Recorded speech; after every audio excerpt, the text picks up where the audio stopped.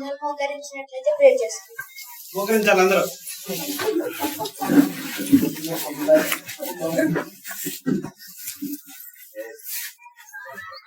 హల్లెలూయా హల్లెలూయా. స్తుతి స్తుతి స్తోత్రం యేసయ్యా, నీకు వందనాలు నాయనా. యేసయ్యా, ఈ రోజంతా మమ్మల్ని కాపాడినందుకు మీకు వేలాది వేలాది వందనాలు నాయనా. యేసయ్యా, ఈ స్టోరీని మేము బాగా వినేటట్టు సాయించండి నాయన. అందరికీ కూడా అర్థమయ్యేటట్టు చూడండి నాయన. ఈ స్టోరీ మా హృదయాలలో ఉండేటట్టు చూడండి నాయన. యేసయ్యా, మమ్మల్ని అందరినీ దీవించండి నాయన. యేసయ్యా, యేసయ్య నామములో ఈ చిన్న ప్రార్థన అడిగి వేడుకుంటున్నాం పరమ తండ్రి, ఆమేన్.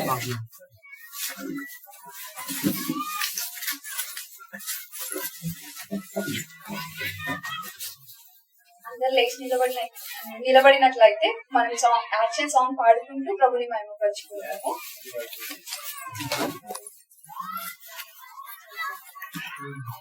నేను పాడతాను, తర్వాత మీరు కూడా పాడాలి. ఆర్ యు రెడీ పిల్లలు? రెడీ.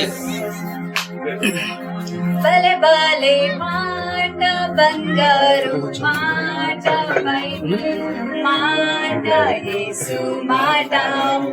భలే భలే మాట బంగారు మాట బైబిలు మాట యేసు మాట. నీ జీవితాన నా జీవితాన మారాని మాట యేసు మాట. నీ జీవితాన నా జీవితాన మారాని మాట యేసు మాట. భలే భలే మాట బంగారు మాట బైబిలు మాట యేసు మాట. భలే భలే మాట బంగారు మాట బైబిలు మాట యేసు మాట. హల్లెలూయా. ఇప్పుడు అన్నయ్య వచ్చి మనకి స్టోరీ చెప్తాడు. హలో పిల్లలు అందరికి ప్రైజ్ లార్డ్. పిల్లలు శ్రీరామ్ అందరు. ఈ పిక్చర్ లో మీకు ఏమేం కనబడుతుంది?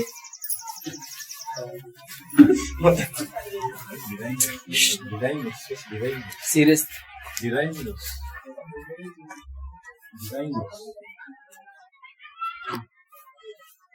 సామెతలు 17వ వచనంలో 17వ అధ్యాయం 17వ వచనంలో నిజమైన స్నేహితుడు విడువక ప్రేమించను.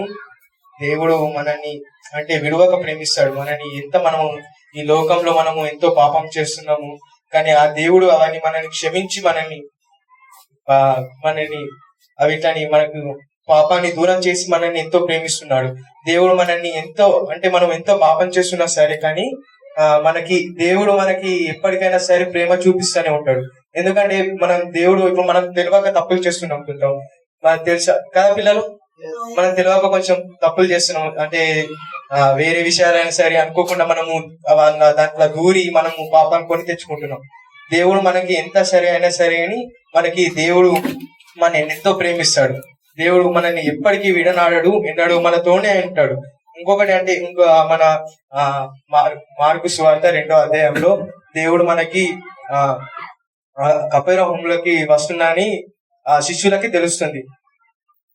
దేవుడు అంటే ఒక ఇంటిలో ఒక గృహ అంటే ప్రవేశం చేస్తాడు. అలా మన దేవుని అంటే దేవుడు వచ్చిందని మనం రోగులు, కొంతమంది గుడ్డివారు, మళ్ళా పాపులు వాళ్ళందరూ స్వస్థత దగ్గరికి యేసు దగ్గరికి వచ్చి స్వస్థత అందుతారు.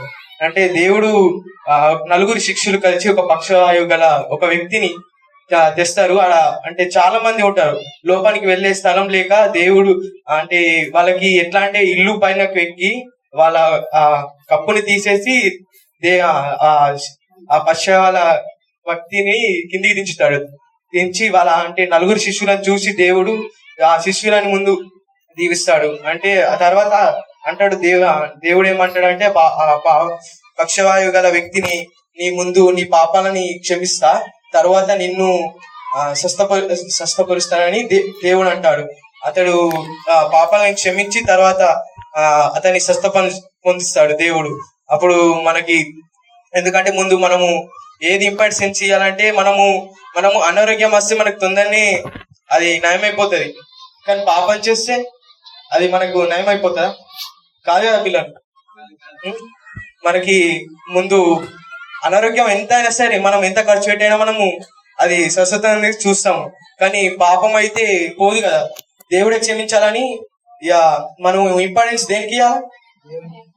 అంటే పాపంకి ఇవ్వనా లేకపోతే అది అనారోగ్యానికి ఇవ్వనా? పాపానికి ఇవ్వాలి కదా.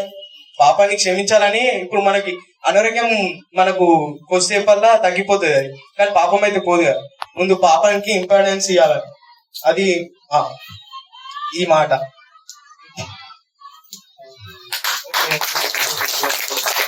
ఈ సమయంలో అందరం మోకాళ్ళ మీదకి వచ్చినట్లయితే ముగింపు ప్రార్థన చేసుకుందాం.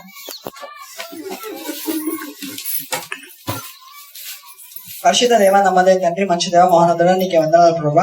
ప్రేయర్ స్టార్ట్ ముగింపు వరకు మాకు తోడున్నందుకు మీకు చాలా కృతజ్ఞతలు ప్రభా. అదేవిధంగా ప్రభా మేము చెప్పిన స్టోరీ ప్రభా పిల్లలందరికీ అర్థమైనందుకు చాలా కృతజ్ఞతలు తెలియజేస్తున్నాం ప్రభా. పిల్లల్లో ప్రభా వారి ఉద్దేశం, మీ ఉద్దేశం ప్రకారం ప్రభా పిల్లల్ని అందరినీ నడిపించండి ప్రభా. వాళ్ళని ప్రభా సరైన మార్గంలో వాళ్ళని తీసుకెళ్ళండి ప్రభా. నీకు ఎదుగుతున్నాం ప్రభా. ఇంకా రాబోయే జనరేషన్ లో ప్రభా గొప్ప జాషువా జనరేషన్ గా పిల్లలందరినీ నిలబెట్టండి ప్రభా. నీకే వందనాలు తెలియజేస్తున్నా. ప్రార్థన విన్నందుకు వందనాలు తెలియజేస్తున్నాం. నజరేయుడైన యేసుక్రీస్తు నామములో ప్రార్థించి అడిగి పెట్టుకుంటున్నాం పరమ తండ్రి. ఆమేన్.